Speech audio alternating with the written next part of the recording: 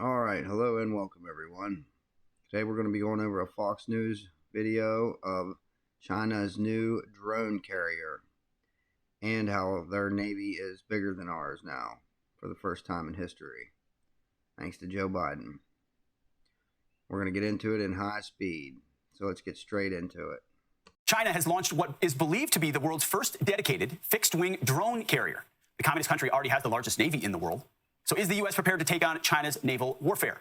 Here to discuss is former U.S. Army Special Ops Intelligence Officer and Fox News contributor Brett Velikovich. Brett, thanks for being here. We know this is where warfare is going, but based on what we can assess on this vessel is made for drones to deploy around the world. What does it tell you about what China's trying to do? Well, it tells you that China is ramping up their military. I mean, our military is going down. Biden's degrading our military, and they're building theirs up. They want to show that's a show of force, where people in America think that World War can't happen. China's preparing for it.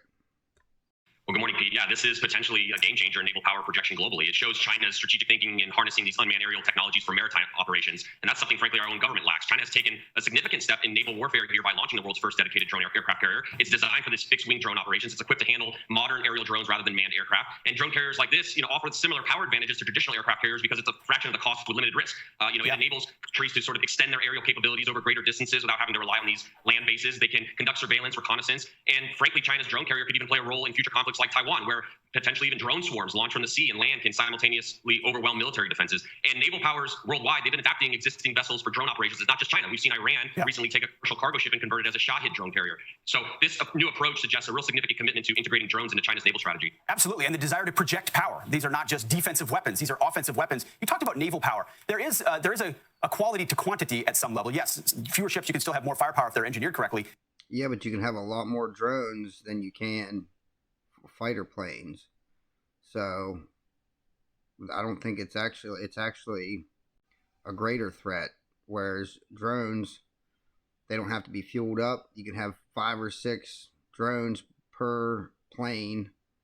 So I think it's actually more dangerous than an aircraft carrier. But China is pumping out a Navy that's by 2025 going to be much larger than ours. Look at these numbers, Brett, and I want to get you to react to kind of what they say about where we're going. The U.S. has 296 ships right now, projected to have 10 less by 2025. China projected to have 40 more, and their capacity to build. So they're almost doubled our Navy, almost doubled. They're preparing for something. I just hope America's ready for it. I know Joe Biden isn't. Is much larger than ours. So you combine that with drone technology, some large drones, some very large drones that almost look like planes on these aircraft carriers. That signals a real threat. Well, China is the leading threat to our U.S. national security. They're very quiet about it, too, especially economically. And this drone carrier just proves that they're moving in that direction militarily. And, they're seeking to undercut U.S. influence all around the world. And when it comes to China, we've had national security failure after national security failure when it comes to going up against an adversary that clearly wants to cause us harm. There might not be bombs dropping from Chinese aircraft over U.S. government installations, but make no mistake, China is at war with us. And when you look at how the Biden administration has dealt with them globally with these kid gloves, I hate to say it, but I feel like we're losing that war. They are expanding their military tenfold. They're maneuvering on us in so many parts of the world that most Americans have no idea is happening. They're at war with us diplomatically. They're at war with us in the cyberspace. They're stealing. They've already got drones set up to carry in ammunitions and food to people behind enemy lines. That's a supply chain you can't break.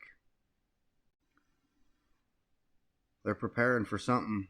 Our intellectual property from American businesses every single day. They're buying up farmland around our military bases. They're infiltrating our own Congress. They're spying on us in all these different forms. And most Americans just, unfortunately, won't realize this until it's too late. And I don't think we're prepared yet as a nation for the great damage that this is starting to cause to our national security. That was really well said. Not to mention tens of thousands of Chinese nationals this year alone are crossing our southern border. For what reason? Yeah, tens of thousands of Chinese nationalists come across our border so they can start attacking from the inside if they wanted, which I have a feeling that's what's coming.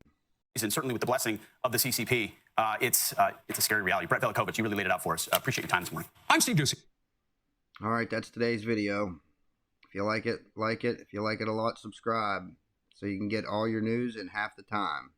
Till the next time, y'all take care and God bless you.